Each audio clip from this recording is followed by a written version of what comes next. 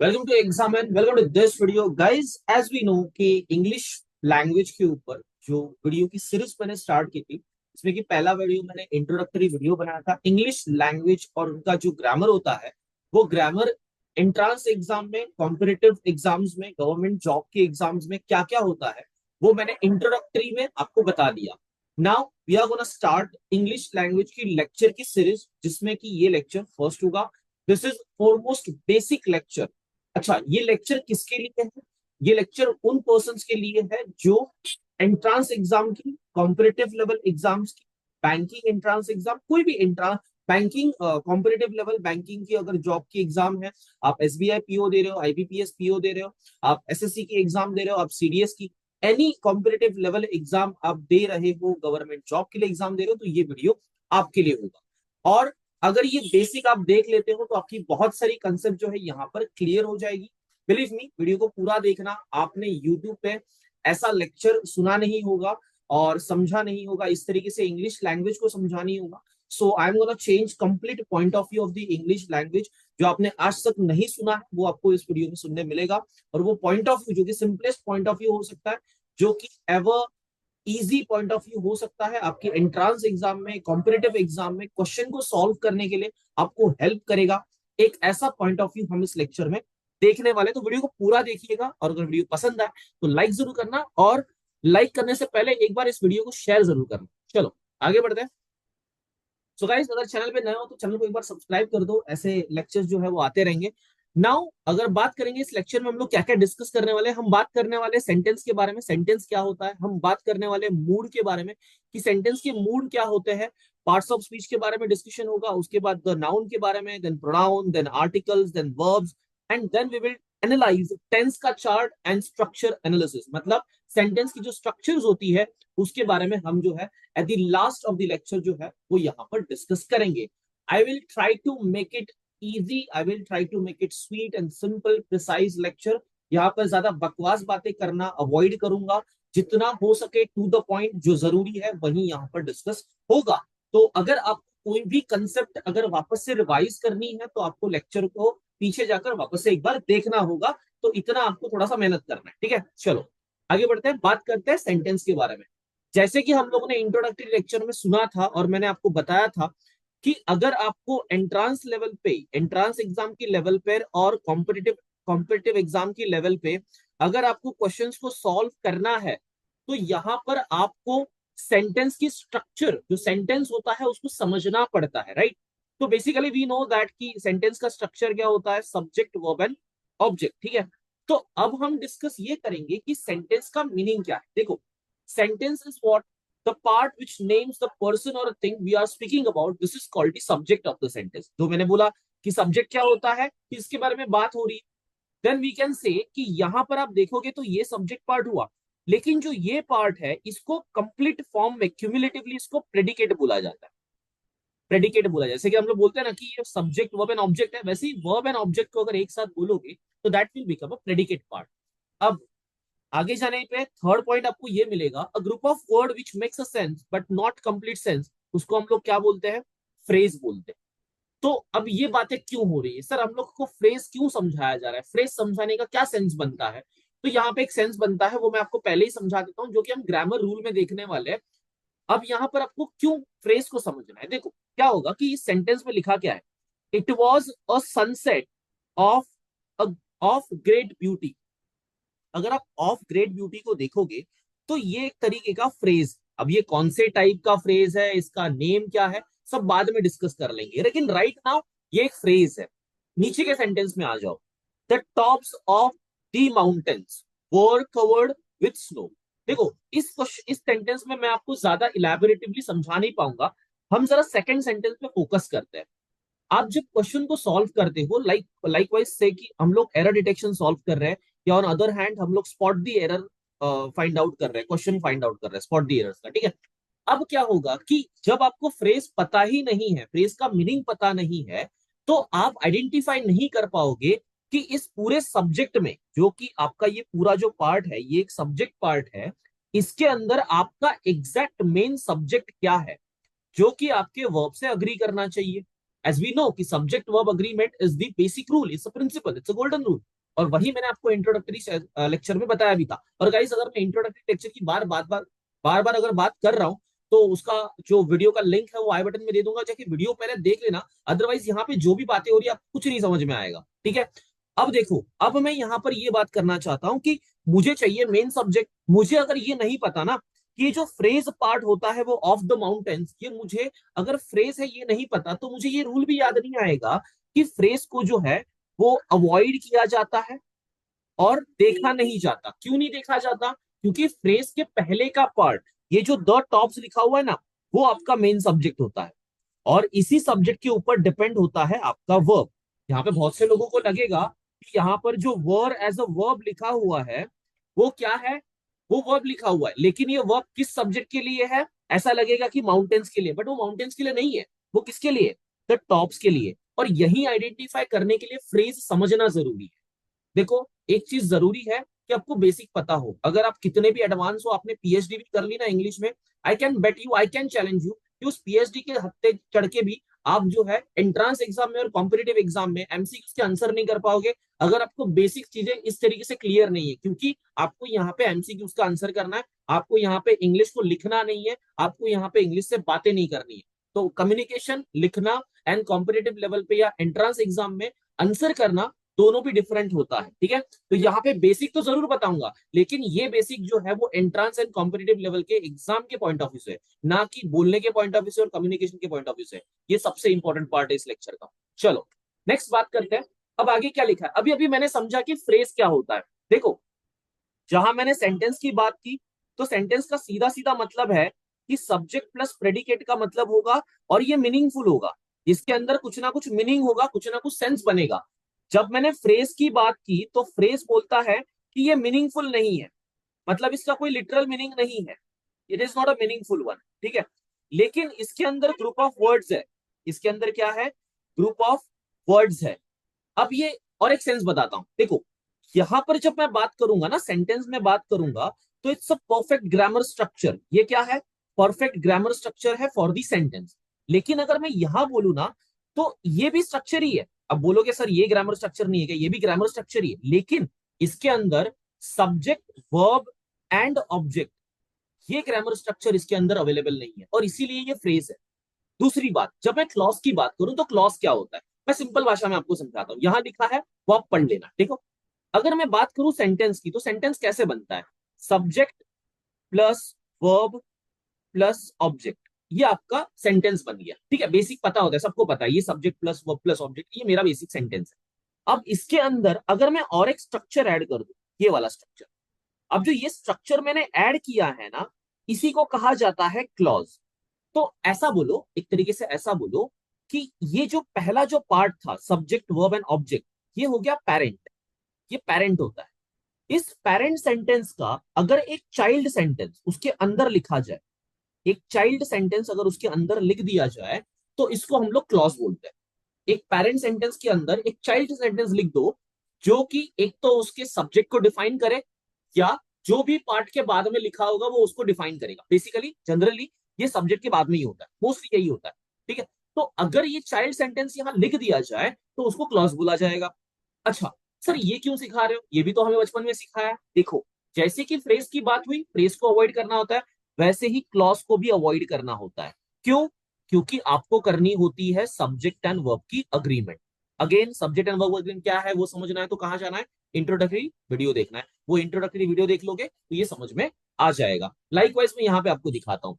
People who pay their debts are trusted. अब किसी को लगेगा कि यहां पर डेट्स के लिए ये आर यूज हुआ है, नहीं, गलत, ये डेट्स के लिए यूज नहीं हुआ है, ये हुआ है पीपल के लिए। ये आपका सब्जेक्ट है। ऐसा क्यों हुआ? बिकॉज ये जो है ना, ये क्लॉज है, हु पे देयर डेट्स। अभी हु पेयर दे दे, देखो यहां पर भी सब्जेक्ट है, ये देखो ये आपका वर्ब हुआ, और ये देखो ये आपका ऑब्जेक्ट हुआ। It means what? कि सब्जेक्ट, अब देखो कि यहां पर भी सब्जेक्ट है, यहां पर भी सब्जेक्ट है, लेकिन ये सब्जेक्ट जो है ये पेरेंट सेंटेंस का, ये किसका है? पेरेंट सेंटेंस का है। लेकिन अंदर जो सब्जेक्ट है वो किसका है? आपके चाइल्ड सेंटेंस का। तो ये चीजें समझना बहुत जरूरी होता है। अब बहुत इजी हुआ होगा आपको ये चीजें समझना, और इसको प्रैक्टिकली विजुअलाइज करना और सेंटेंस के अंदर देखना। चलो अब आगे जाते हैं। अगर किसी को भी रिवाइज करना है, वीडियो को अगर वापस स्टार्ट करें और एक बार देख लें। आगे जाते हैं। Next, types of sentence. Types of sentence से स्टार्ट करने से पहले एक बात समझा दूं। टाइप्स ऑफ सेंटेंस में यहां पर इसीलिए बता रहा हूं कि आप जो है सेंटेंस के अंदर ज्यादा कंफ्यूज ना हो। किसी किसी एग्जाम में अगर मैं बात करूं, कोई कोई एग्जाम्स ऐसे होते हैं और बहुत सारे ऐसे एग्जाम्स है जहां पर आपको बहुत सिली क्वेश्चन पूछे जाते हैं। बेसिकली एमसीए का एंट्रांस एग्जाम हो गया, या अगर मैं लॉ की एंट्रांस एग्जाम की बात करूं, अगर मैं बैंकिंग की एंट्रांस एग्जाम की बात करूं, अगर मैं एनडीए की डिफेंस एग्जाम की बात करूं, अगर मैं सीडीएस के डिफेंस एग्जाम की बात करूं, तो यहाँ पर बहुत ज्यादा सिली क्वेश्चन भी पूछे जाते हैं। लाइक वाइज कि आपको एक सेंटेंस लिख के दे देंगे, हीज करेज वॉन हिम ऑनर। अब देखो, दिखने में सेंटेंस लिखा है, अब क्वेश्चन कॉम्प्लिकेटेड बनाएंगे। क्या बनाएंगे? ये कौन से टाइप का सेंटेंस है? अब ये ब्लो होगा। क्यों ब्लो होगा?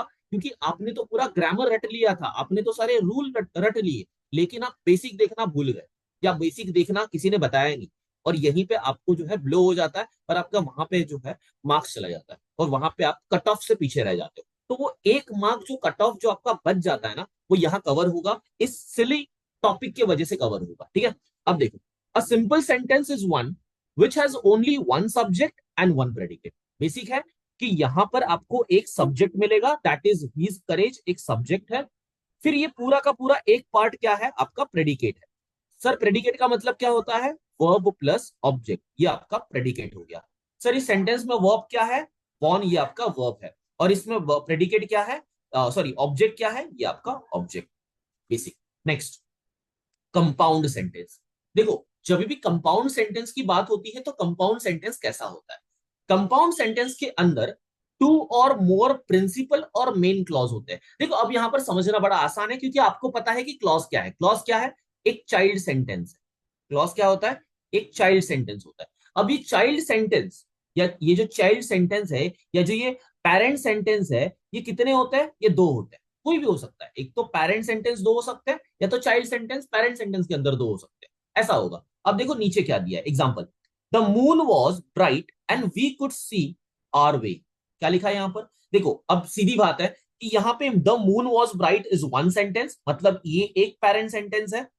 दूसरा एंड के साथ ज्वाइंट, ये दूसरा वी कुड सी आर वे, ये दूसरा पेरेंट सेंटेंस है। मतलब दोनों भी दोनों दोनों के दोनों क्या है? Parent sentence. ये मैंने कैसे आइडेंटिफाई किया कि ये पेरेंट सेंटेंस है? देखो, अगर आप एंड को रिमूव करो और दोनों सेंटेंस को अलग अलग लिखोगे तो दोनों का अपना एक मीनिंग है, और दोनों भी मीनिंगफुल है, दोनों एक दूसरे के ऊपर डिपेंडेंट भी नहीं है। इसका मतलब यहाँ पे कोई भी चाइल्ड सेंटेंस नहीं है। चाइल्ड क्या होता है? पेरेंट पे डिपेंडेंट होता है। यहाँ पर दोनों पेरेंट है, क्योंकि दोनों इंडिपेंडेंट है। पेरेंट होते हैं, दोनों इंडिपेंडेंट होंगे। चाइल्ड होगा, पेरेंट पे डिपेंडेंट होगा। तो अगर दूसरे सेंटेंस का मीनिंग पहले सेंटेंस के बिना अगर सही निकल जाए तो वो पेरेंट ही रहेगा, लेकिन अगर उसका मीनिंग पहले पे डिपेंडेंट है तो वो चाइल्ड बन जाएगा।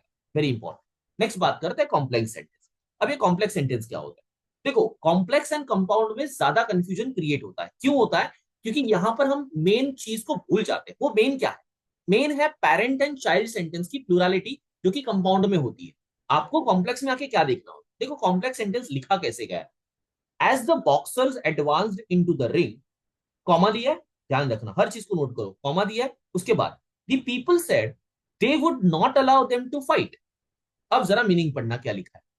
Sentence which is made up of one main clause, main clause का सीधा सीधा मतलब क्या हो गया? Parent sentence. एंड वन और मोर सबॉर्डिनेट क्लॉज। देखो, यहां पे सबॉर्डिनेट क्लॉज लिखा है। सबॉर्डिनेट क्लॉज का दूसरा मतलब जो डिपेंडेंट क्लॉज, डिपेंडेंट क्लॉज का दूसरा मतलब चाइल्ड, चाइल्ड सेंटेंस।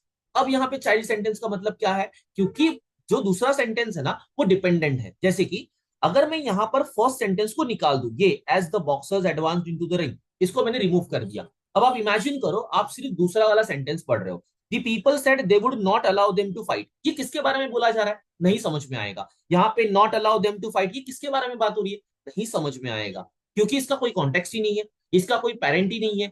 तो इसी वजह से ये सेंटेंस जो है वो नलिफाइड हो जाएगा अगर मैं पेरेंट को निकाल दूं।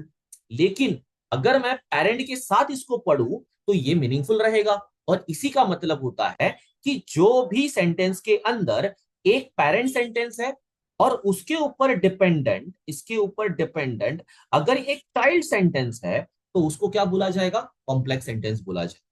Simplest meaning of the complex sentence. इससे ज्यादा इजी नहीं होगा, इससे ज्यादा इजी आई बेट यू आप किसी भी क्लासेस में, किसी भी स्कूल में, किसी भी कॉलेज में, even the PhD holder English person भी आपको इससे सिंपलेस्ट फॉर्म नहीं बता सकता, बिलीव मी। Next, mood. अब सेंटेंस के मूड क्या होता है, पहली बात तो ये समझो ये मूड समझना क्यों है, क्योंकि अब तक जितना भी पार्ट समझा वो समझने का एक रीजन था, तो मूड भी समझने का कोई रीजन होगा।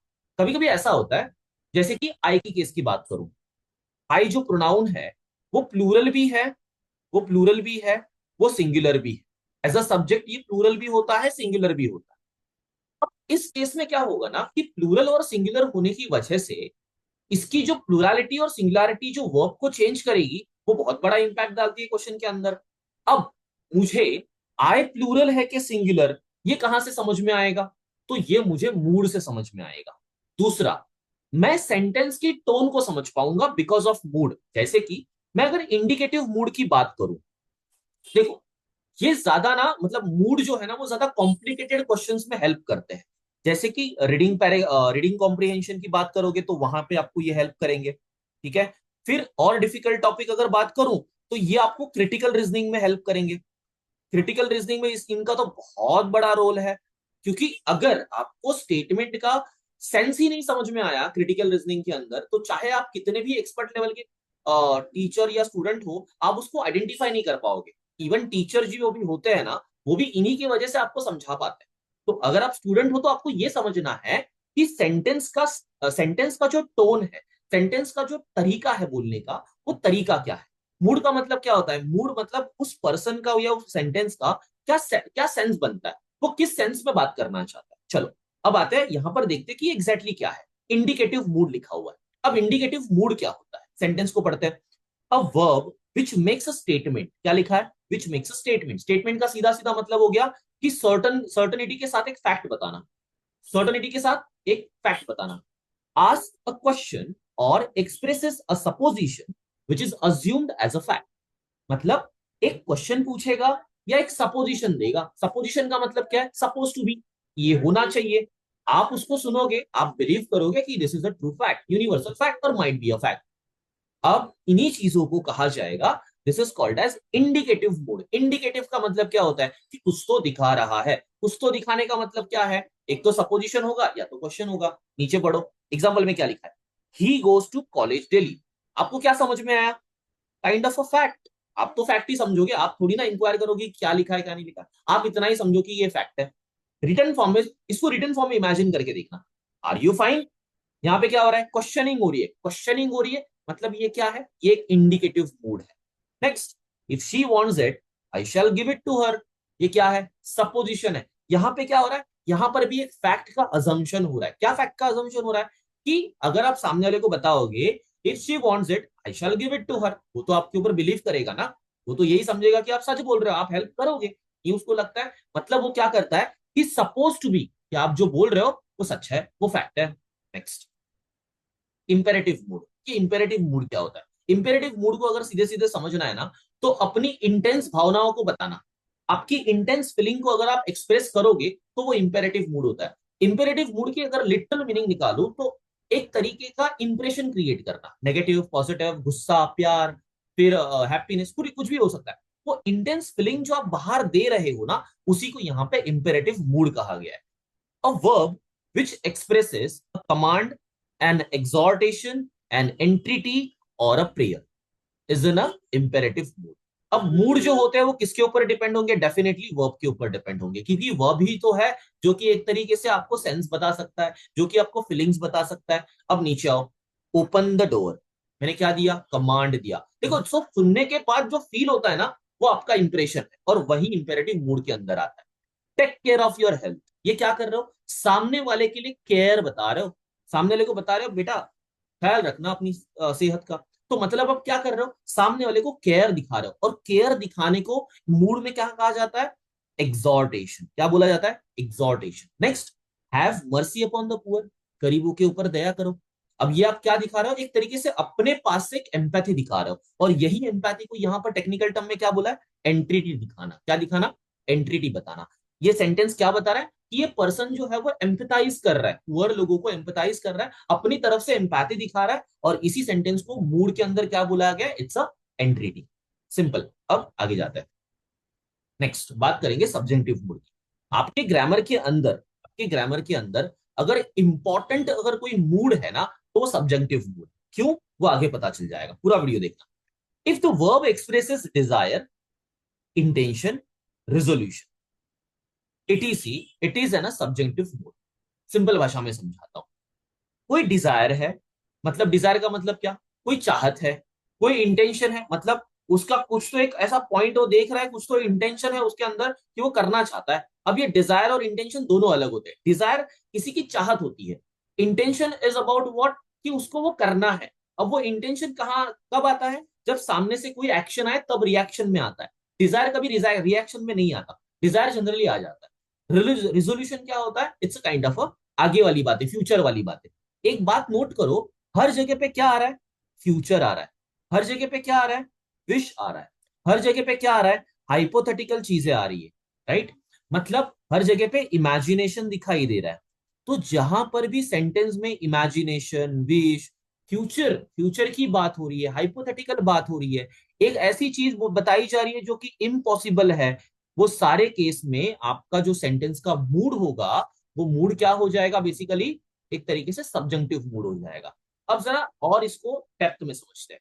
देखो, दो तरीके के सब्जंक्टिव मूड होते हैं। एक होता है प्रेजेंट सब्जंक्टिव, एक होता है पास्ट सब्जंक्टिव। जब प्रेजेंट सब्जंक्टिव की बात आती है, वहां पर क्या होगा, वेयर विश और hope is expressed by the verb. एक वर्ब की वजह से आपको सेंटेंस में कोई विश या होप पता चले। जैसे कि इसमें देखो, गॉड ब्लेस यू। अब गॉड ब्लेस यू आपको क्या बता रहा है, ये तो विश है, इजी। नेक्स्ट, सेकंड सेंटेंस को देखो, we recommended that the monthly rent be increase to 2,000 rupees. यहां पे क्या है, रिकमेंडेशन है। रिकमेंडेशन का मतलब क्या है, अपकमिंग होप। होपफुली आप बढ़ा दोगे या होपफुली आप बढ़ाओगे। Next, it is suggested. Suggested का अगेन सेंस क्या बनता है, होप। फ्यूचर है ना, तो होप दिखाने जैसा हो गया।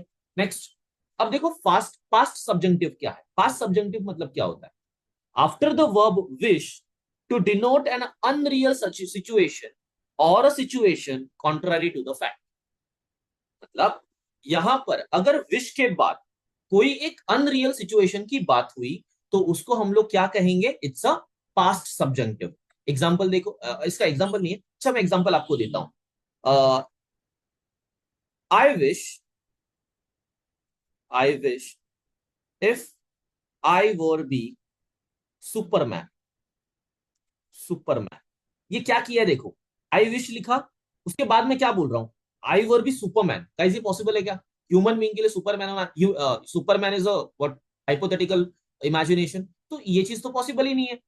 तो यहां पर यही हमें समझ में क्या आता है कि it's a what, it's a past subjunctive mood. ये ध्यान रखने वाली चीज है जो आपको ध्यान रखना होगा हमेशा। चलो आगे बढ़ते हैं, पार्ट्स ऑफ स्पीच। अच्छा, अब आप बोलोगे सर ये पार्ट्स ऑफ स्पीच तो बचपन से सुनते आ रहे हैं, क्या नया चीज समझाओगे। देखो, यहां पर मैं सिर्फ और सिर्फ ये पार्ट जो है वो उन लोगों को स्किप करने बोलूंगा जिनको नाउन, प्रोनाउन, वर्ब, एडजेक्टिव इनका मीनिंग समझ में आता है, क्योंकि ये जनरल है। ये उनके लिए है जो बेचारे, जिन्होंने पढ़ा तो है लेकिन कभी इतना ध्यान दिया नहीं।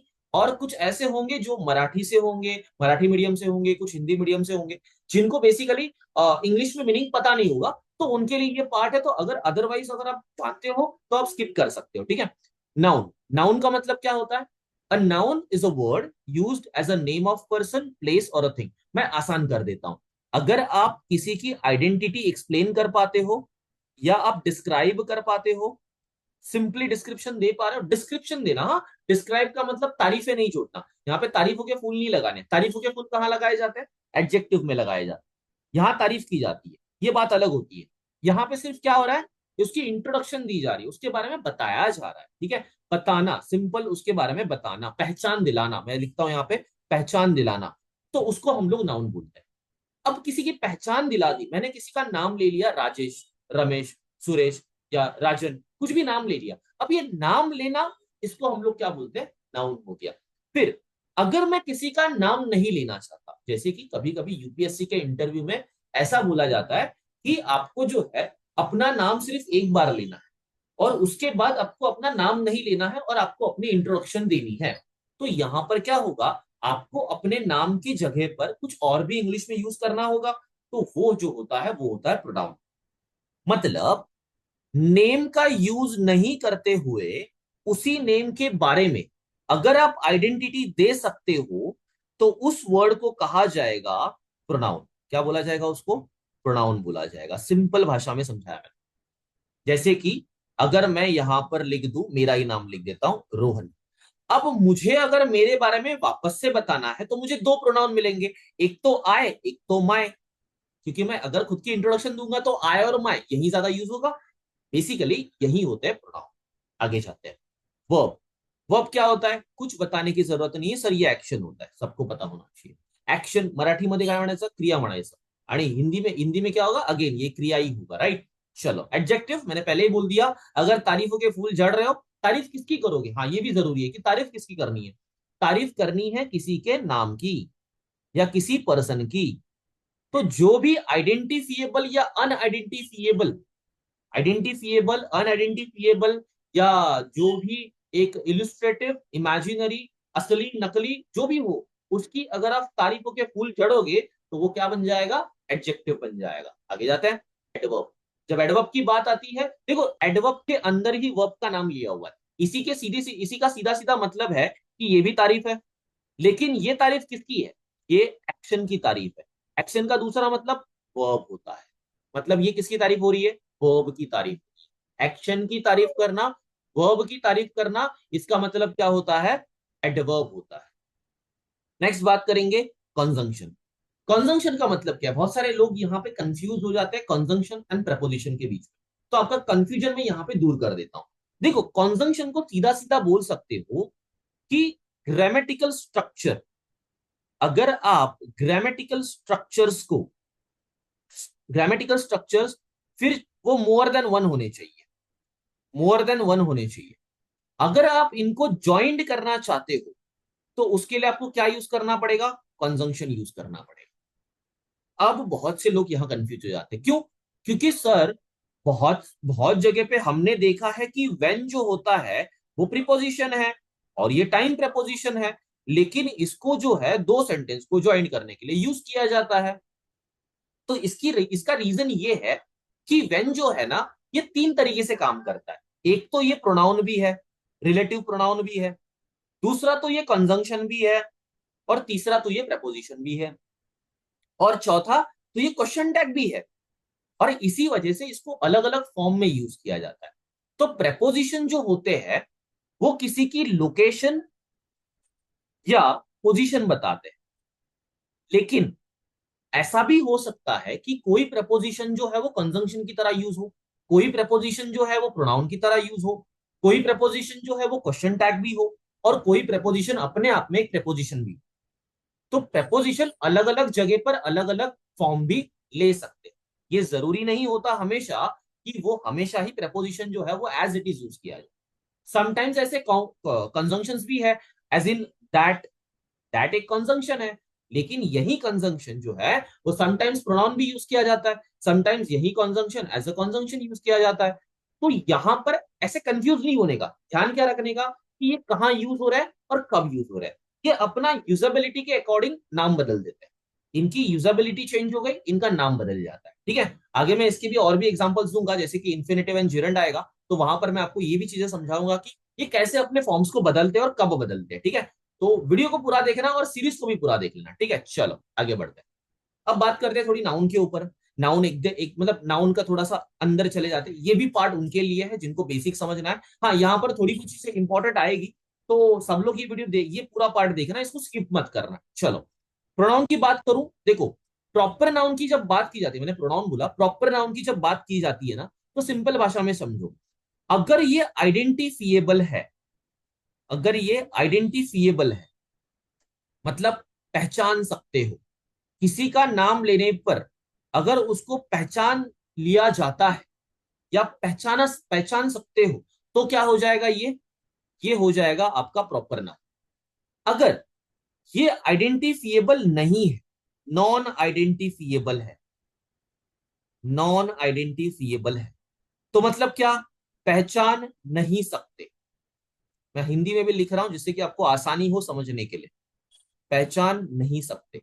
तो वहां पर ये क्या हो जाएगा, कॉमन नाउन हो जाएगा। ठीक है, नेक्स्ट बात करते हैं कलेक्टिव नाउन। कलेक्टिव नाउन का जो बेसिक फंडा है वो हम रूल्स में देखेंगे, यहां मैं सिर्फ मीनिंग समझाऊंगा। कलेक्टिव नाउन का सीधा सीधा मतलब होता है कि multiple units cumulatively one unit बन जाते हैं। Multiple units cumulatively one unit बन जाएंगे। लेट्स से कि टीम टीम के अंदर कितने मेंबर हो सकते हैं, 10 से ज्यादा भी हो सकते हैं, 5 से ज्यादा भी हो सकते हैं, 2 भी हो सकते हैं, तो वो क्या बन जाएगी, टीम बन जाएगी। मतलब एक यूनिट नहीं है, मल्टीपल यूनिट है, लेकिन still consider as one unit. चलो नेक्स्ट बात करेंगे मटेरियल नाउन। देखो मटेरियल नाउन को समझने का एक सीधा फंडा बताता हूं। लेट्स से बेसिक एग्जांपल, चाय की पत्ती। समझो ये चाय की पत्ती है, टी, टी की ग्रास है। अब जो मटेरियल नाउन होता है वो हमेशा टू प्रोसेस आगे, मैं यहाँ पे two process before and after कर देता हूं। Two process before and two process after. अभी समझाता हूं कि ये क्या है। देखो ये चाय की पत्ती जो है, अगर ऐसा हुआ कि फार्मर ने ये चाय की पत्ती यहां से निकाली, ग्रास यहां से निकाल ली और उसको शॉप में लेके गया या ऐसे ठेले पे लेके गया और यहां पर बांध के रखा और अभी बेचने पे लग गया। देखो ये चाय की पत्ती जब तक ग्रास बनी हुई है, जमीन से अटैच्ड है, तब तक ये क्या है, ये मटेरियल है। ये मटेरियल है। जैसे ही इसने इसको शॉप पे बेचने के लिए लाया, अब ये मटेरियल नाउन नहीं है। अब एक तो ये प्रॉपर बन जाएगा अगर कंपनी नेम डाल दो, या फिर कॉमन बन जाएगा या कलेक्टिव बन जाएगा। वापस से आगे जाते हैं। अब समझो ऐसा हुआ कि मैं एक टी मैन्युफैक्चरर हूं जो कि चाय की जो है वो पाउडर बनाता हूं। मैं इस चाय पत्ती को खरीद लिया, मैंने कहा लेके आया, मैं इसको घर पे लेके आया। देखो मैंने दो जगह पे लेके गया, एक तो मैं एक घर पे लेके गया, एक एक बंच जो है मैं घर पे लेके जा रहा हूँ, दूसरा जो है वो मैं फैक्ट्री पे लेके जा रहा हूँ। मैं जहां इसको घर पे लेके गया ना, ये घर पे लेके जाने के बाद और फैक्ट्री में लेके जाने के बाद ये कौन से प्रोसेस में रहेगी देखना। फैक्ट्री में मैंने इसकी पाउडर बनाई। अब ये पाउडर जब तक फैक्ट्री में है तब तक ये क्या है, एक मटेरियल है। फिर ये जाएगी शॉप में, शॉप में जैसे ही ये पैक होके पहुंच गई, ये बन गई कॉमन नाउन। इसके ऊपर रेड लेवल का टैग लगा दो, ये बन गई प्रॉपर नाउन। अब वापस से मजेदार बात, देखो यही जो पैक्ड मटेरियल रेड लेवल का है, अगर किसी ने ये परचेस किया, अब इस पेपर को इस पूरे जो पैकेट है चाय पत्ती का, इसको फाड़ा, जैसे ही फाड़ दिया ये वापस से मटेरियल बन गया। अगर ये फाड़ा हुआ मटेरियल मतलब वो चाय की जो पाउडर है, अगर इसको लोगे और पतीले में डालोगे, पानी के अंदर डालोगे और इसको चाय बनाओगे, चाय बना के जैसे इसको कप में डाला, अब ये प्रोडक्ट बन गया। वापस से ये क्या बन जाएगी, एक तो प्रॉपर एक तो कॉमन। अगर ये बेचना चाहो, अगर ये कंज्यूमेबल हो जाए तो ये प्रॉपर या कॉमन बन जाएगी।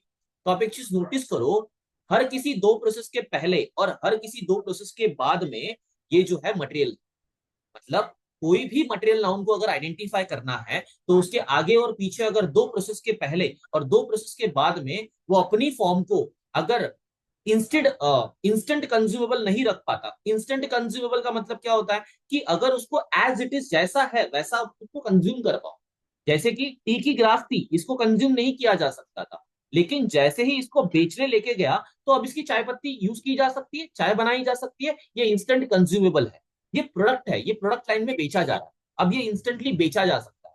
वो शॉपकीपर के लिए क्या है, ये बेचने वाली एक चीज बन गई, मतलब वो क्या बन गया, वो उसके लिए प्रोडक्ट बन गया। जैसे ही वो प्रोडक्ट बन जाएगा वो एक प्रॉपर या कॉमन नाउन बन जाएगा। लेकिन जब तक वो प्रोडक्ट ना बने, जब तक वो अपनी इंटैक्ट फॉर्म में रहे जिसको कि कंज्यूम नहीं किया जा सकता, वो मटेरियल नाउन बन जाएगा। Simplest way to understand. Next, अब बात करते हैं अब्स्ट्रैक्ट नाउन की।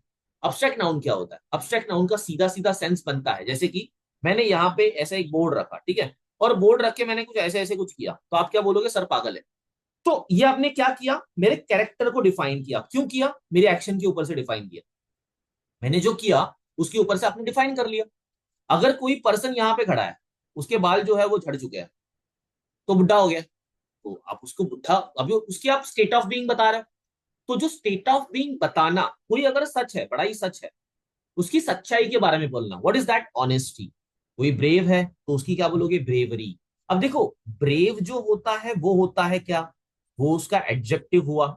लेकिन अगर इसको आप स्टेट ऑफ बीइंग में लेके आओ, उस पर्सन की स्टेट ऑफ बीइंग एक्सप्लेन करो। स्टेट ऑफ बीइंग का मतलब क्या होता है कि वो किस स्टेज पे है, वो ब्रेवरी के स्टेज पे है। अब फिलहाल के लिए वो किस स्टेज पे है, ब्रेवरी के स्टेज पे है। वो ब्रेव तो है, लेकिन अब उसका स्टेट ऑफ बीइंग क्या है, अब वो क्या है, वो ब्रेवरी के स्टेज पे। ऑनेस्टी, ऑनेस्ट है वो, बात सही है, लेकिन जब वो सच बोल रहा है तब वो ऑनेस्टी के स्टेज पे है, तो उसको हम लोग क्या बोलेंगे, इट्स अब्स्ट्रैक्ट नाउन। बड़ा ही आसान। चलो आगे बढ़ते हैं।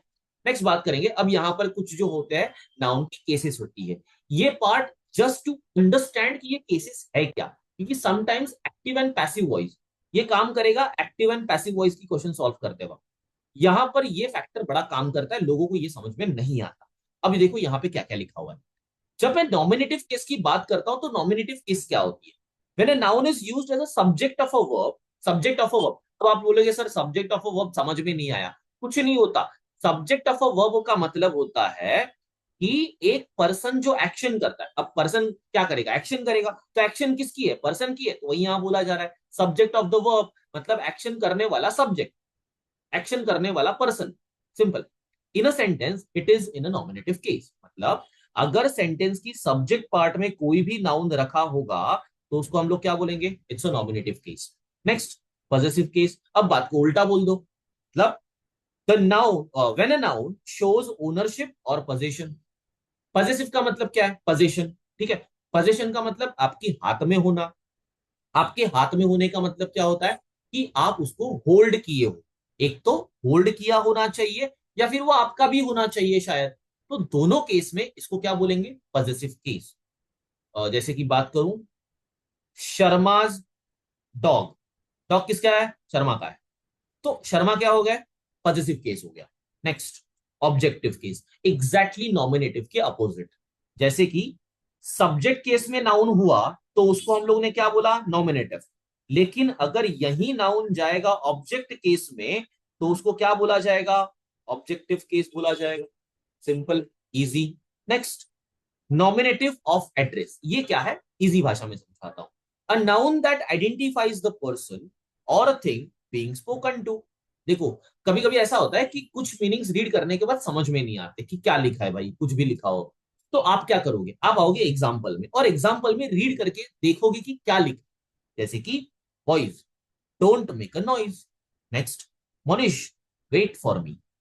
क्या हो रहा है, यहां पर एक सिंपल सेंटेंस को चेंज करके एक ऐसे सेंटेंस फॉर्म में लिखा जा रहा है जो कि कम्युनिकेटिव, मतलब सेंटेंस के अंदर कम्युनिकेशन दिखाई दे रहा है, रियलिस्टिक कम्युनिकेशन दिखाई दे रहा है। Boys don't make a noise, अगर मैं ये बोलता हूं तो आपको क्या फील होता है, अगर आप बॉयज, अगर आप सामने बैठे हो तो आप क्या फील करोगे, सर ने हमें बोला, मतलब मैं आपको एड्रेस कर रहा हूं, मैं आपको पॉइंट आउट करके बोल रहा हूं डोंट मेक अ नॉइज। तो जिस भी सेंटेंस में आपको एड्रेस दिखाई देता है कि सेंटेंस में कोई पर्सन किसी के बारे में, किसी के बारे में नहीं बोल रहा है, किसी को कुछ बोल रहा है, तो उसको हम लोग क्या बोलेंगे कि that noun identifies the person और thing being spoken to. Spoken to मतलब किसी के बारे में कुछ, किसी के बारे में नहीं, किसी को कुछ बोल रहा है, तो वो हो जाएगा nominative of address. Monish wait for me, मतलब मैं मोनिश को क्या बोल रहा हूं, मेरे लिए रुक जाना, तो ये क्या हो गया, नॉमिनेटिव ऑफ एड्रेस। सिंपल।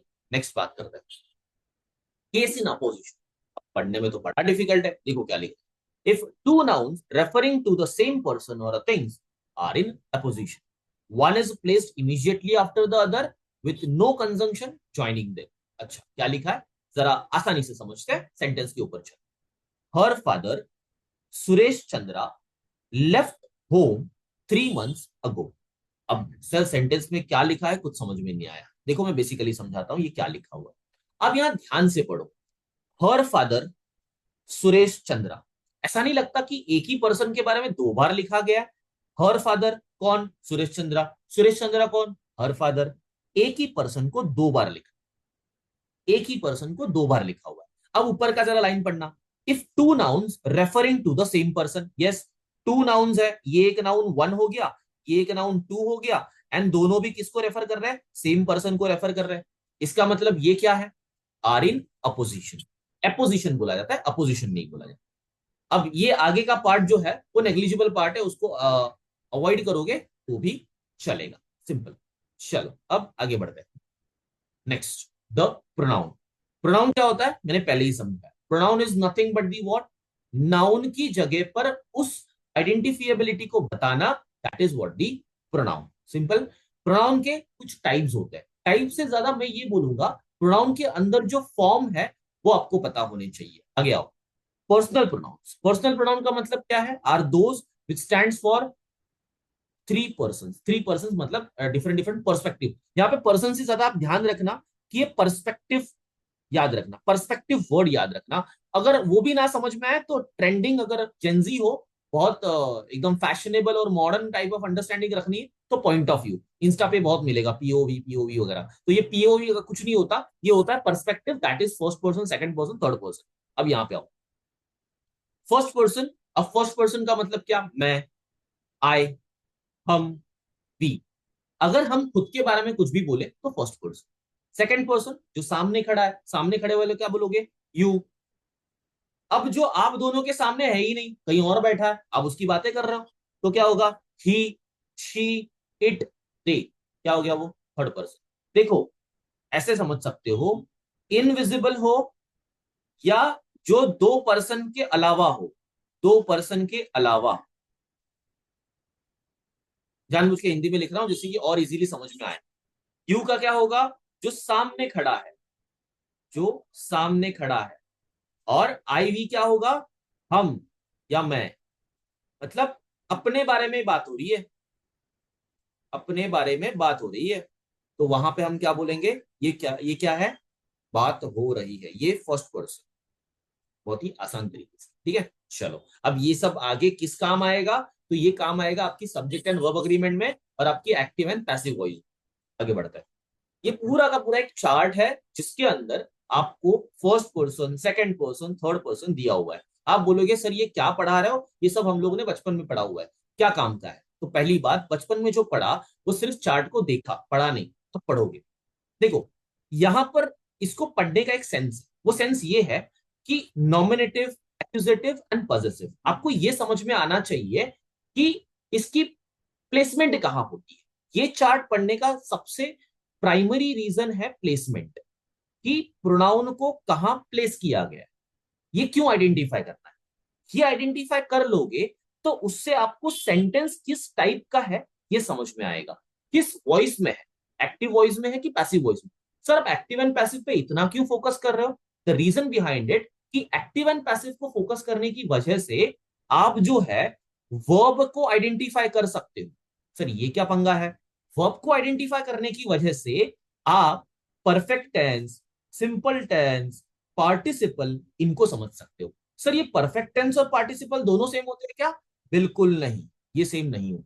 बहुत सारे क्वेश्चन मैंने बना दिए, अब ये सारे क्वेश्चन समझने हैं ना तो सीरीज को पूरा फॉलो करना। अब देखो जब मैं नॉमिनेटिव केस की बात करता हूं तो नॉमिनेटिव केस हमेशा सब्जेक्ट प्लेस पे होता है, ये पढ़ना होता है।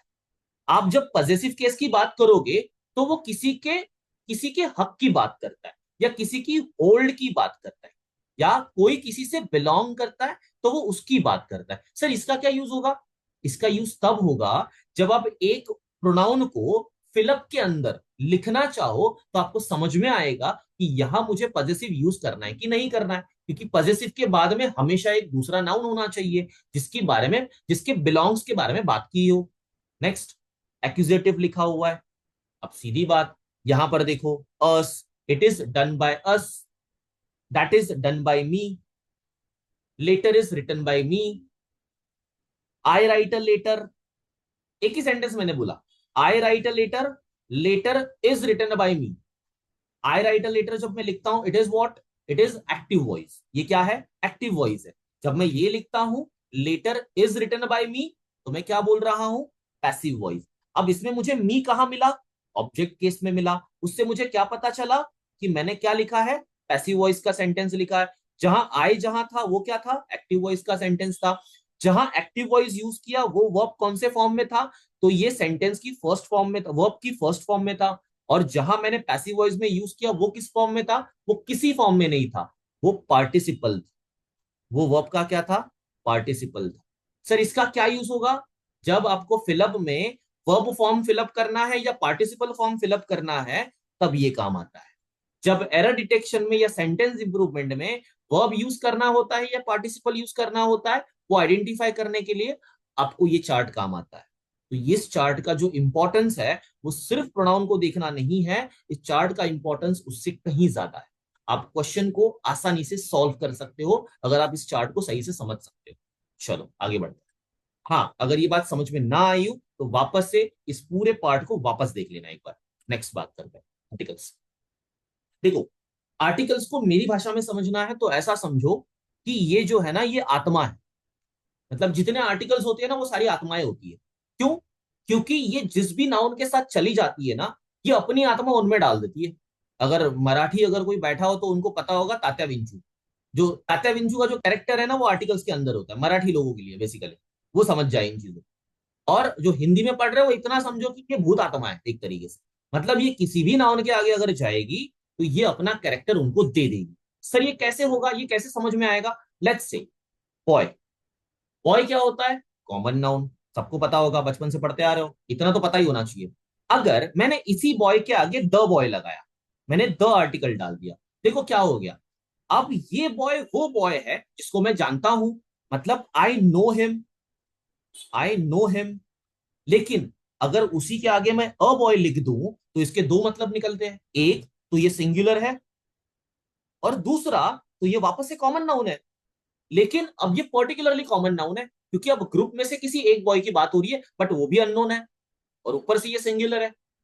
देखो, जैसे ही मैंने आर्टिकल प्लेस किए, आर्टिकल्स ने अपने अपने कैरेक्टर उन नाउन्स में डाल दिए। द का कैरेक्टर क्या होता है? डेफिनाइट कैरेक्टर होता है, डेफिनाइट टाइप है ना इसका। और ए का कैरेक्टर क्या होता है? इनडेफिनाइट कैरेक्टर होता है। अब जो ये डेफिनाइट और इनडेफिनाइट होता है, इनके सिनोनिम्स निकालो। इनके सिनोनिम्स क्या मिलेंगे? डेफिनाइट का मतलब क्या होता है? सर्टन। सर्टन का मतलब क्या होता है? नोन। नोन का मतलब क्या होता है? आइडेंटिफिएबल। आइडेंटिफिएबल क्या होता है? यूनिक होता है। देखो यही सारे कैरेक्टर आपको इस द बॉय के अंदर मिलेंगे। या मैं ये बोल दूं, यूनिक जो होता है वो रेफर्ड वन भी होता है, वो यही कैरेक्टर बॉय में भी है। नेक्स्ट, इंडेफिनेट क्या होगा? सब कुछ वाइस वर्सा कर लो। सबको जितने भी एंटोनिम्स आपने, जितने भी आपने वर्ड्स लिखे हुए हैं उन सबके एंटोनिम्स नीचे लिख दो। क्या बनेंगे? सर्टन का क्या होगा? अनसर्टन। नोन का अननोन। आइडेंटिफिएबल का नॉन आइडेंटिफिएबल। यूनिक का कॉमन या प्रॉपर। प्रॉपर का कॉमन हो जाएगा, तो यहाँ पे रेफर्ड के आगे प्रॉपर भी लिख दो। और आसान। एक से रेफर्ड का क्या होगा? नॉन रेफर्ड हो जाएगा। मतलब ये सारे कैरेक्टर अ की वजह से या आर्टिकल ए की वजह से इसमें आ गए। बहुत ही इजी। ठीक है। अब इनडेफिनेट आर्टिकल में कौन से आर्टिकल्स होते हैं? ए एंड एन होता है। डेफिनेट में कौन से होते हैं? आर्टिकल द होता है। बहुत ही आसान। ये कहाँ यूज होते हैं, ये कैसे यूज होते हैं, वो सारी इनडेप्थ में बातें करेंगे। लेकिन फिलहाल के लिए सिर्फ और सिर्फ ये होता क्या है ये समझने का है बस। आगे जाते हैं। Next, verb. वर्ब क्या होता है? It's a action. सिंपल भाषा में बात करूं, इट्स अ एक्शन। इतना ही सिंपल समझ लो कि ये एक्शन है, बाकी कुछ नहीं है। नेक्स्ट। अब इतनी सारी वर्ब्स लिखे, सर इतने सारे वर्ब्स के टाइप याद रखने होते हैं? बिल्कुल याद मत रखना, मैं समझा रहा हूं। देखो, आपको दो ही टाइप याद रखने। वर्ब के दो टाइप है। कौन से? एक होता है एक्शन वर्ब और एक होता है हेल्पिंग वर्ब। सर बचपन में तो बहुत कुछ पढ़ा था, model auxiliary, auxiliary, special special auxiliary verb, ये सब कुछ क्या होता है? तो मेरी भाषा में वो सब कुछ बकवास होता है। क्यों? क्योंकि आपको जो है कम्युनिकेशन करना है, या आपको लिखना है, या आपको एग्जाम में क्वेश्चन का आंसर करना है। देखो, आपके लिए वो टाइप्स के मीनिंग इंपॉर्टेंट है या टाइप्स का यूज इंपॉर्टेंट। आपके लिए उसकी क्या कैटेगरी है वो इंपॉर्टेंट नहीं है। मॉडल ऑक्सिलरी बोलो या स्पेशल ऑक्सिलरी बोलो या ऑक्सिलरी बोलो, बात तो वही हो रही है ना कि एक्शन बोल रहे हो। एक्शन बोलने का सीधा सीधा मतलब क्या है कि आपको प्रैक्टिकल यूजेबिलिटी समझनी है। आपको अगर क्वेश्चन सॉल्व करना है तो क्वेश्चन सॉल्व करते वक्त ये कहाँ, कब और कैसे यूज होते हैं वो पता चलना चाहिए। तो बेसिक भाषा में ये बोलना होगा कि सिंपलेस्ट टाइप याद रखो तो बहुत ज्यादा आसान होगा। ठीक है, चलो आगे आते हैं। और ट्रांजिटिव वर्ब। अब ट्रांजिटिव वर्ब क्या होता है? देखो कितनी टेक्निकलिटी, ये जानबूझ के डाला है मैंने। देखो क्या होता है। अ transitive verb is a verb that denotes an action which passes over from the doer or agent to an object। Sir कुछ नहीं समझ में आया, यही आपका एक्शन होना चाहिए और ये एक्शन होना चाहिए। India won the world cup. कुछ नहीं हुआ है यहाँ पे, सिर्फ इतना ही हुआ है कि इंडिया ने क्या जीता? वर्ल्ड कप जीता। अगर आप इस तरीके का क्वेश्चन फॉर्म कर पाए उस सेंटेंस की वजह से तो उसको कहते हैं ट्रांसिटिव वर्ब। अगर किसी वर्ब की वजह से, मतलब आपकी क्वेश्चन में एक ऑब्जेक्ट जो है वो आंसर बन जाएगा, तो वहां पर जो वर्ब यूज होता है उसको ट्रांजिटिव वर्ब कहा जाता है। क्यों ऐसा? क्योंकि यहां पर India won the world cup, India ने कुछ जीता है और वो वर्ल्ड कप है। इंडिया की एक्शन ट्रांसफर किसके ऊपर हुई? वर्ल्ड कप के ऊपर हुई। और यही होता है ट्रांजिटिव वर्ब। इसके ही अपोजिट क्या होगा? Intransitive verb. सीधी सीधी बात है, इनट्रांजिटिव वर्ब के अंदर ऑब्जेक्ट ही नहीं होगा, इसीलिए तो ट्रांसफर नहीं हो पा रहा है। नीचे देखो, the sun shines brightly. Brightly is nothing but the what? Sun की तारीफ हो रही है। और यहां पर शाइन्स, शाइन्स की तारीफ हो रही है और इनडायरेक्टली सन की तारीफ हो रही है, लेकिन यहां पर कोई ऑब्जेक्ट है ही नहीं। तो सीधी सीधी बात करूं तो इनट्रांजिटिव वर्ब कहां होंगे? मेनली उन सेंटेंसेस में होने चाहिए जहां पर ऑब्जेक्ट होगा ही नहीं। सिंपल भाषा में हो गया। नेक्स्ट, फिनाइट वर्ब्स और नॉन इनफिनाइट वर्ब। बहुत से लोग इसको, जब मैं पूछता हूं ना कि कौन से दो टाइप के वर्ब है, तो पहले दो आंसर यही आते हैं, finite verbs and non finite verbs. चलो ठीक है, लेकिन ये finite verbs and non finite verbs को याद या रट्टा मारने की कोई जरूरत नहीं है, ठीक है, सिर्फ समझने की जरूरत है। Indicate, indicates tense, person, number according to subject. मतलब ये क्या करते हैं, फिनाइट वर्ब्स क्या करते हैं ना, अपनी कैरेक्टर, अपनी जो कैरेक्टर है उस कैरेक्टर की वजह से जो वर्ब होते हैं ना, वो अपनी कैरेक्टर जो है वो सब्जेक्ट के पास से लेते हैं। जैसे कि आई जो होता है वो प्लूरल होता है और उसके साथ गो यूज हुआ क्योंकि वो वर्ब वन को यूज करता है। ही जो होता है वो सिंगुलर होता है, इसके लिए वो गोस को यूज करता है। तो यहां पर गोज एंड गो कहां से आए, क्यों आए? बिकॉज ऑफ सब्जेक्ट आए। सब्जेक्ट की वजह से जो आते हैं वो फिनाइट होते हैं। Easy. Next, non finite verbs do not affect the verb according to subject. अब देखो, टू गो, अब टू गो जो है वो किसी सब, कोई भी सब्जेक्ट हो फर्क नहीं पड़ता, वो टू गो ही रहता है। गोइंग, क्या गोइंग का कोई प्लूरल और सिंगुलर फॉर्म होता है? कोई फॉर्म नहीं होता। क्या गॉन, गॉन का कोई प्लूरल या सिंगुलर फॉर्म होता है? कोई नहीं होता। इसी का मतलब क्या है कि ये किसी सब्जेक्ट की वजह से इनको कोई फर्क ही नहीं पड़ता। तो ये क्या हो गए? नॉन फिनाइट वर्ब हो गए। बहुत ही आसान। चलो आगे बढ़ते हैं। The verb. अच्छा, आगे बढ़ने से पहले, मैंने पूरे लेक्चर में आपको कभी डिस्टर्ब नहीं किया, लेकिन यहां पर मैं बोलूंगा, अगर यहां तक आपने देखा है तो लाइक तो बनता है यार, क्योंकि आपने इंटरेस्टिंगली देखा है और बहुत कुछ सीखा भी है, और आपको लग रहा है कि आप सीख रहे हो, तो लाइक जरूर करना, वीडियो को शेयर जरूर करना, ठीक है। चलो नेक्स्ट, इन्फिनेटिव की बात करते हैं। अब ये इन्फिनेटिव क्या होता है? सर इन्फिनेटिव का मतलब सिंपली भाषा में समझाओ, टू प्लस वर्ब इन्फिनेटिव होता है, बहुत आसानी तरीके से। लेकिन सिर्फ इतना याद रखना इंपॉर्टेंट नहीं है, इंपॉर्टेंट ये है कि टू प्लस वर्ब अगर सब्जेक्ट प्लेस में या सब्जेक्ट के अंदर एज अ नाउन फॉर्म में यूज हो जाए तो ये क्या होगा? इन्फिनेटिव होगा। अभी के लिए सिर्फ इतना ही समझना कि इन्फिनेटिव का सीधा सीधा मतलब है to plus verb at the subject place और as a subject and used as a noun. बस इतना समझ लो, बाकी मैं आपको आगे समझा दूंगा। और अगर वो टू के बिना है तो वो हो गया बेर infinitive. He saw him go. अब ये जो गो है वो क्या है? एक तरीके से इन्फिनेटिव बन जाएगा। समझ में आया? क्यों? क्योंकि ये एज अ नाउन यूज हो रहा है। ये ऑब्जेक्ट प्लेस पे देखो, इसने अपनी जगह बदल ली है, ये वर्ब के प्लेस पे नहीं है। वर्ब के प्लेस पे कौन है? सॉ है। देखो, अपनी जगह बदलने की वजह से इनके नाम बदल गए। मैके में है तो अपना नाम, ससुराल में गए नाम बदल जाता है। लड़का अगर मैके में रहे तो कहाँ क्या होगा? लड़का ही होगा, घर का बेटा ही होगा। लेकिन वही अगर ससुराल में जाए तो जमाई बन गया। लड़का वही है, लेकिन नाम बदल दिए गए, औहदा बदल दिया गया। वैसे ही ये फंडा है। Next, gerund. सिंपल वही भाषा में बात करूं, वर्ब प्लस आईएनजी, लेकिन अपने फॉर्म में नहीं, दूसरे फॉर्म में। और वो कौन से फॉर्म में होने चाहिए? नाउन के फॉर्म में होने चाहिए। सर ये क्या कर रहे हैं यहां पर? ये एज अ सब्जेक्ट काम कर रहा है या ऑब्जेक्ट काम कर रहा है, तो वहां पर ये क्या बन जाएंगे? क्या बनेंगे आपके लिए? जेरेंड बनेंगे। Next, participle. सर ये पार्टिसिपल क्या है? पूरी भाषा में और सीधी भाषा में, पार्टिसिपल एक टाइप का एडजेक्टिव है। सर क्या मजाक कर रहे हो, वर्ब को भी एडजेक्टिव बना रहे हो? हाँ, देखो, सेंटेंस को ध्यान से पढ़ना। The crying baby had a wet diaper. आपको लगेगा कि क्राइंग तो वर्ब है, तो बेबी के बारे में वर्ब ही तो बताया जा रहा है। नहीं, ये बेबी को डिस्क्राइब कर रहा है। यदि मैं बात करूं तो रोता हुआ बच्चा, बच्चा रो रहा है और रोता हुआ बच्चा, दोनों भी बात अलग होती है। रोता हुआ बच्चे का मतलब क्या है कि ये रोने वाला बच्चा है, ये तो रोता ही रहता है, ये उसकी कैरेक्टर को डिफाइन कर रहा है। तो मतलब ये वर्ब जो है ना, ये उसकी तारीफ करने में लगा हुआ है। और जो नाउन की तारीफ करे वो होता कौन है? वो तो एडजेक्टिव होता है। तो इसी का मतलब, जो verb as a adjective use हो, या फिर जो वर्ब किसी नाउन की स्टेट ऑफ बीइंग बता दे, तो उसी को हम लोग क्या कहेंगे? पार्टिसिपल कहेंगे। सर इसके बाकी के फंडे कैसे समझने हैं वो हम बाद में देखते हैं, अभी के लिए सिर्फ मीनिंग समझने हैं, बाकी कुछ नहीं समझना, स्ट्रेट फॉरवर्ड बात होनी चाहिए। आगे बढ़ता है। सर ये ऑक्सिलरी वर्ब्स क्या होता है, मैंने अभी भी बोला, ये सब याद नहीं रखने का, समझने का सब कुछ, लेकिन याद क्या रखने का, हेल्पिंग वर्ब, इजी भाषा में। क्या है ये, हेल्पिंग वर्ब है। सर टीचर ने समझाया था स्पेशल हेल्पिंग वर्ब होते हैं, प्राइमरी ऑक्सिलरी वर्ब होते हैं, मॉडल ऑक्सिलरी वर्ब होते हैं, ऐसा कुछ नहीं होता, सिर्फ समझने के लिए होते हैं, बाकी होता कुछ नहीं है। सिंपल। देखो मैं प्राइमरी ऑक्सिलरी की बात करूं ना, तो ये जो है ना, ये आपको सेंटेंस का टेंस बताते हैं, प्लूरलिटी एंड सिंगुलैरिटी अडॉप्ट कर लेते हैं, इतना समझ लो। जो प्राइमरी या सिंपल हेल्पिंग वर्ब जो होते हैं वो क्या करते हैं, टेंस बताते हैं और प्लूरल एंड सिंगुलैरिटी बता देते हैं सेंटेंस के अंदर। दूसरा, जो ये मॉडल वर्ब्स है ना, ये मॉडल वर्ब्स कुछ नहीं होते, सिंपल भाषा में बात करूं तो ये काइंड ऑफ अ स्पेशलिटी होती है। क्या स्पेशलिटी होती है, फॉर एन एग्जाम्पल, मैं आपको एक एग्जाम्पल देता हूं। अगर कोई लॉ पढ़ा हो, या कहीं अगर आप गलती से कभी आपने लॉ पढ़ लिया या कहीं आपने रूल पढ़ लिया, तो आप क्या लिखते हो, आप वहां पे पाओगे कि आपको शाल लिखा मिलेगा। शाल लिखने का मतलब क्या है, कि ये आपके ऊपर क्या डालता है, ऑब्लिगेशन डाल देता है क्या, कि बेटा ये फॉलो कर, नहीं करेगा तो क्या मिलेगी, सजा मिलेगी। बेटा ये फॉलो कर, नहीं करेगा तो क्या होगा, फाइन लगेगी। राइट। तो मतलब ये शाल जो है वो अपने अंदर एक कैरेक्टर लेके बैठा हुआ है। क्या कैरेक्टर लेके बैठा हुआ है, कि भाई मुझे फॉलो करना, वरना भुगतना पड़ेगा।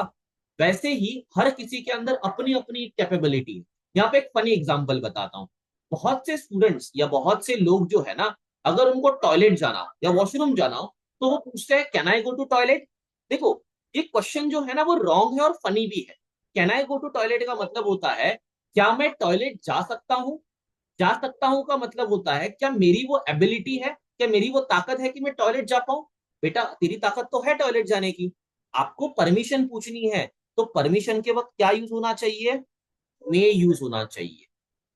तो याद रखिएगा, अगर परमिशन पूछनी है तो कैन नहीं यूज किया जाता। हाँ, कैन कुछ जगह पे यूज होता है, लेकिन वो परमिशन अलग तरीके की होती है। आप जब एक्शन की परमिशन मांगोगे तो आपको मे यूज करना होता है। तो इसी तरीके के कैरेक्टर जो रिप्रेजेंट करते हैं ना, उनको मॉडल वर्ब्स कहा जाता है। दैट्स इट, ये इतना ही है, बाकी इसके अंदर कुछ नहीं होता, सिंपल। चलो आगे बढ़ते हैं। अब यहाँ पे बहुत सारे यूज ऑफ मॉडल्स है, जरा ध्यान से सुनना, जो भी बता रहा हूं ध्यान से सुनना और इनको नोट कर लेना, ठीक है। कैन, कैन की मैंने बात की, कैन क्या बताता है, एबिलिटी बताता है। कैसे बताएगा, he can run as fast as you, मतलब ये एबिलिटी शो कर रहा है। और क्या बताता है, रिक्वेस्ट बताता है। देखो मैंने अभी भी बोला था, can I use your pencil, ये रिक्वेस्ट होती है। अब यहाँ वो एबिलिटी नहीं पूछ रहा है, क्योंकि वो उसकी एक ऑब्जेक्ट अपनी तरफ लेने की कोशिश कर रहा है। तो वो क्या बता रहा है, वो पूछ रहा है कि रिक्वेस्ट कर रहा है, बेटा मुझे देगा क्या तू प्लीज। नेक्स्ट, गिविंग परमिशन, यहाँ पे परमिशन दी जा सकती है लेकिन मांगी नहीं जा सकती। कैन आई कम इन, गलत है, you have ability to come in, but आपको परमिशन लेनी है तो मे पूछना पड़ेगा। तो यहाँ पे क्या हुआ, परमिशन दी गई है, ली नहीं गई है। नेक्स्ट, कुड, कुड क्या होगा, पास्ट पार्टिसिपल, मतलब पास्ट टेंस में बात की जा रही है। दूसरा क्या होगा, पॉसिबिलिटी की बात हो रही है। देखो मैं यहाँ पे मीनिंग बताने में लगा हूं, हर चीज को मैं यहाँ पे हर सेंटेंस को रीड नहीं करूंगा, क्योंकि लेक्चर बहुत लंबा हो जाएगा और आप भी बोर हो जाओगे। तो आप सिंपल भाषा में समझो कि मतलब क्या हो रहा है, क्या सेंस बन रहा है, ठीक है। आगे बात करेंगे। मे की बात क्या हो रही थी, मैंने पहले भी बोला था कि परमिशन के लिए यूज होता है। ये एक तो परमिशन देना या लेना, मतलब अगर आप परमिशन मांग रहे हो, यू मे कम इन, आप सामने वाले को परमिट कर रहे हो ना, यू मे कम इन, आप अंदर आ सकते हो। आप क्या कर रहे हो, सामने वाले को बिना मांगे परमिशन दे रहे हो। और दूसरा, मे आई कम इन, सामने वाला परमिशन मांग रहा है। दोनों भी केस में मे क्या बताता है, कि परमिशन है। दूसरा मे क्या एक्सप्लेन करता है, पॉसिबिलिटी, आई मे कम टुमारो, मैं शायद कल आऊंगा, शायद कल आऊंगा, मतलब क्या, पॉसिबिलिटी बताई जा रही। आगे बढ़ते हैं। नेक्स्ट, अब यहाँ पे बात क्या हो रही है, देखो माइट की बात हो रही है। माइट एंड मे में सिर्फ क्या फर्क होता है, कि मे जो है वो पॉसिबिलिटी बताता है, लेकिन माइट जो है वो आपको क्या बताता है, एक छोटा पॉसिबिलिटी के अंदर चेंज आ जाता है। She might have reached here by now, शायद। अब ये शायद जो है ना वो थोड़ा रिमोट हो जाता है, मतलब ये ऐसा डाइसी हो गया। वो मे क्या था, वो सर्टन था, ये क्या है, ये डाइसी है, आनी चाहिए थी अभी तक आई नहीं। और ये मे क्या होता है, होनी चाहिए थी, मतलब क्या है, सर्टनली बता सकते हो। माइट थोड़ा सा ऐसा रिमोट हो जाता है, हायर भी हो सकता है, लोअर भी हो सकता है, ऐसे वाला पॉसिबिलिटी होता है। नेक्स्ट, और माइट क्या बताता है, सजेशन बताता है, you might try a little more, मतलब आपको थोड़ी और कोशिश करनी चाहिए थी। तो मतलब क्या कर रहे हो आप, क्या कर रहे हो, सामने वाले को सजेस्ट कर रहे हो, और कोशिश कर लेते तो ठीक होता ऐसे। चलो, मस्ट। अब यहाँ पे ना बहुत से लोग कंफ्यूज हो जाते हैं, मस्ट, शाल, ये सब क्या है, ये सेम तो लग रहा है, नहीं बहुत डिफरेंस है। देखो, जब मस्ट की बात होती है ना, तो नेसेसिटी होती है, बट इस नेसेसिटी के कोई कॉन्सिक्वेंसेस नहीं होते। मतलब इन रिटर्न आपको कुछ गलत नहीं होगा आपके साथ, और जो होगा वो आपकी रिस्पॉन्स, कोई आपको कुछ डालेगा नहीं आपके ऊपर। लेकिन जब आप शाल की बात करते हो तो सामने से कुछ ना कुछ आएगा, कुछ तो प्रॉब्लम सामने से आपको मिलेगा, पनिशमेंट मिलेगी, कुछ कॉन्सिक्वेंसेज होंगे, कुछ फाइन लगेगी, तो वो सामने से आता है, तो वहां अलग बात होती है। और मस्ट क्या बताता है, स्ट्रॉन्ग पॉसिबिलिटी, मतलब कुछ तो होने वाला है और स्ट्रांगली पॉसिबिलिटी है उसकी, ठीक है। He looks quite happy, he must have done his project, मतलब कुछ दिख रहा है, पक्का इसने अपना क्या किया होगा, प्रोजेक्ट पूरा किया होगा। मतलब आप क्या बता रहे हो, पॉसिबिलिटी बता रहे हो, स्ट्रॉन्ग पॉसिबिलिटी बता रहे हो। चलो, शुड, मैंने अभी भी बताया। शाल क्या बताता है, रूल बताता है। शुड क्या बताएगा, ड्यूटी बताएगा। बट दैट शुड बी कैसे, देखो, I should respect my teachers, ये अपनी एक मॉरल ड्यूटी एक्सप्लेन किए जा रहे हैं। मतलब जब मॉरल ड्यूटी बतानी हो तो शुड यूज कर। नेक्स्ट, शुड और कहां यूज होता है, जब आपको एडवाइस देनी है, यू शुड डू दिस, मतलब आप एडवाइस कर रहे हो, ठीक है। एडवाइस और सजेशन में डिफरेंस होता है। नेक्स्ट, अब देखो नीचे क्या लिखा है, lest is generally followed by should. अब ये जो है ना, ये कंजंक्शन का पार्ट है, तो ये कोरिलेटिव कंजंक्शंस होता है, जहां पे लेस्ट एंड शुड जो है वो एक दूसरे के बाद यूज होते हैं। मतलब जब भी लेस्ट यूज होता है तो उसके बाद शुड यूज होता है, तो ये कोरिलेटिव कंजंक्शन है। हम आगे जब रूल पढ़ेंगे तो इनके बारे में पूरी इन डेप्थ में जानकारी ले लेंगे। चलो, नेक्स्ट, शाल की बात करूं तो सिंपल रूल होता है, और दूसरी जगह पर शाल कहां यूज होता है, शाल जनरली फर्स्ट पर्सन के साथ यूज होता है। कहाँ, आई एन वी के साथ यूज, ठीक है। अब कुछ कुछ लोग बोलेंगे सर यू के साथ भी होता है वगैरह वगैरह, हाँ होता है, लेकिन वो सेंटेंस के टाइप्स के ऊपर होता है, और वो इतना इंपॉर्टेंट नहीं है, क्योंकि कॉम्पिटेटिव लेवल पे इस टाइप के क्वेश्चंस बड़े कम आते हैं, आते ही नहीं है। ज्यादा करके आई एन वी के साथ में ये लोग क्वेश्चंस को चेंज करके रख देते हैं, क्योंकि विल का यूज बड़ा कम होता है, तो इसीलिए शाल का यूज भी बड़ा कम हो जाता है। Next, would. वुड के बहुत सारे तरीके होते हैं। अब वुड के बहुत सारे तरीके एक ही चीज पे हमेशा डिपेंड करते हैं, वो है फ्यूचरिटी। देखो, future time, denote a choice, to make a request, express an opinion and wish. Opinion, wish, time, choice, request, सब कुछ क्या है, एक फ्यूचर अपकमिंग इवेंट। और इसी के वजह से वुड जो है वो सारे टाइप में सेम चीजों को एक्सप्लेन कर, ठीक है। नेक्स्ट, अब देखो क्या लिखा है, ऑट टू। ऑट टू का मतलब क्या है, it's a moral duty. Ought to का मतलब क्या है, मॉरल ड्यूटी। देखो, मस्ट का मतलब आपके ऊपर कॉन्सिक्वेंसेस नहीं आएंगे। ऑट टू का मतलब अगर कुछ नहीं करोगे तो आपका नुकसान नहीं होगा, लेकिन आपको करना जरूरी है। मस्ट के अंदर कुछ नहीं करोगे तो कॉन्सिक्वेंसेस आएंगे भी, नहीं भी आएंगे। चाल के अंदर कॉन्सिक्वेंसेस सामने से आएंगे। तो ऑट टू का मतलब एक तरीके से आपको ये करना जरूरी है, लेकिन ये आपकी मॉरल ड्यूटी भी है। मॉरल ड्यूटी क्या होती है, you ought to help needy people, ये क्या हो गई, मॉरल ड्यूटी हो गई। नहीं करोगे तो कुछ नुकसान होगा क्या, नहीं होगा। हाँ, पाप लगेगा वगैरह वो सब बकवास है, मतलब सब होता है, लेकिन यहां पर वो आपके लिए बकवास बन जाएगा, क्योंकि आपको क्या करना है, ग्रामर समझ। चलो, आगे बढ़ते हैं। हाँ, यहां पर आते हैं टेंस की स्ट्रक्चर के एनालिसिस के ऊपर। देखो, जब ये चार्ट आपको बचपन में मिला था तो आपने सिर्फ सेंटेंस को फ्रेम करने के लिए इसको यूज किया था। यहां पर ये चार्ट उससे कहीं ज्यादा इंपॉर्टेंस रखता है। कैसे, देखो, इस चार्ट के अंदर जो ये स्ट्रक्चर आपको दिखाई दे रहा है, जैसे कि सब्जेक्ट वर्ब ऑब्जेक्ट, जैसे कि यहां पर देखोगे subject is am are verb one ING and object लिखा हुआ है। तो मैंने हमेशा आपको बोला है कि सेंटेंस को सेंटेंस की तरह मत पढ़ो, सेंटेंस के अंदर स्ट्रक्चर देखो। तो वो ये स्ट्रक्चर्स होते हैं जो आपको दिखाई देने चाहिए। ऐसा क्यों सर, क्योंकि यहां देखो, ही लिखा हुआ है, ही क्या है, एक प्रोनाउन है, उसी के साथ ये सिंगुलर है, इसी का मतलब आपका वर्ब भी क्या होना चाहिए, सिंगुलर होना चाहिए। और ये देखने के लिए आपको ये स्ट्रक्चर्स दिखाई देने चाहिए। ये कब दिखाई देंगे, जब इस स्ट्रक्चर को आप इसी वीडियो को पॉज करके लिखोगे, समझोगे, रीड करोगे, तब समझ में आएगा। आपको क्या करना है, लिखना है, और आपको पेपर पे कैसे करना है, देखो, जैसे कि यहां लिखा हुआ है, subject plus is am are plus V I G, मतलब V one plus I N G plus object. इसमें मुझे क्या हेल्प हो रही है, मैं क्या बता रहा हूं कि मैंने इसको देखा और फिर लिखा, ही इज प्लेइंग क्रिकेट। अब उसके नीचे लिखोगे ही क्या है, प्रोनाउन है, उसी के साथ ये क्या है, सिंगुलर है, ये लिखना है। फिर उसके बाद इज क्या है, ये एक वर्ब है, उसके साथ ये क्या है, हेल्पिंग वर्ब है, उसी के साथ ये सिंगुलर है, उसी के साथ ये क्या है, प्रेजेंट टेंस में ये लिखना होता है। प्रेजेंट टेंस में भी क्या है, ये सिंपल है, ऐसा लिखो। जब ये लिखोगे ना गाइज, तभी आपको एग्जाम में सेंटेंस में जो लिखा हुआ है ना वो दिखेगा, वो समझ में आएगा। सिर्फ बुक को देख के और सिर्फ लेक्चर में बैठ के, वीडियो को देख के और क्लासेस अटेंड करके एग्जाम क्रैक नहीं होती। एग्जाम को क्रैक करने के लिए बैठ के करना होता है। जब खुद मेहनत करोगे तब फल मिलेगा, दूसरों की मेहनत पे वेट करोगे फल ले आएगा, कभी नहीं आएगा, भूल जाओ। ठीक है, बुरा लगेगा तो भी सही है, लेकिन यही बात सच है बॉस। नेक्स्ट, यहाँ पे देखोगे परफेक्ट टेंस। अब देखो, मैंने जब सिंपल टेंस में देखा तो सिंपल टेंस में भी कुछ था, और जब परफेक्ट टेंस में देखा तो परफेक्ट टेंस में कुछ चेंज हुआ। चेंज क्या हुआ, यहाँ पे इज एम आर था, यहाँ क्या हो रहा है, हैज हैव है। सर परफेक्ट टेंस के जितने भी देख रहा हूं वहां पे हैज हैव मिल रहा है, इसका मतलब क्या होता है, इसका मतलब ये होता है कि परफेक्ट टेंस के अंदर क्या होता है, हैज हैव हैड होता है। और सर बाकी सब क्या होता है, सिंपल टेंस होता है सर, बहुत आसान। तो इसका मतलब सर टेंस की कितने पार्ट्स हुए, सर टेंस के तो 12 पार्ट्स होते हैं ना, बिल्कुल नहीं। यहाँ पे मैं और एक इंपॉर्टेंट चीज बताता हूँ, टेंस को दो पार्ट में डिवाइड करो, एक सिंपल टेंस और एक परफेक्ट टेंस। सर ये क्या पढ़ा रहे हो, ये तो कभी नहीं पढ़ा है। हाँ, जो कभी नहीं पढ़ा वही इसमें पढ़ना है। देखो, सिंपल टेंस और परफेक्ट टेंस, ये सेंटेंस के दो कैटेगरीज होते हैं। आज तक आप लोगों ने ये पढ़ा होगा टेंस के तीन कैटेगरीज होते हैं, 12 टेंस होते हैं। मैं बोल रहा हूं कोई ऐसा नहीं होता। सिंपल करो, दो टेंस होते हैं। कौन से होते हैं, एक सिंपल होता है, एक परफेक्ट होता है। सर सिंपल के अंदर कौन से आते हैं, एक प्रेजेंट आता है, एक पास्ट आता है, एक फ्यूचर आता है। हो गए 12 के 12 पूरे हो गए यहीं पर। कितना टाइम लगा रीड कर, या कितना टाइम लगा समझने के लिए। सर सिंपल के अंदर कौन से वर्ब आते हैं जो परफेक्ट में नहीं आते हैं, सर परफेक्ट में कौन से आते हैं, हैज हैव हैड आता है।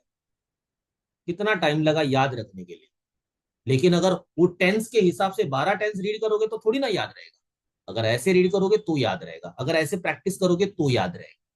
सर मेरे पास्ट टेंस के अंदर वर्ब का कौन सा फॉर्म यूज होता है, यहां लिखा पड़ा मिला हुआ है, वर्ब का सेकंड फॉर्म यूज होता है।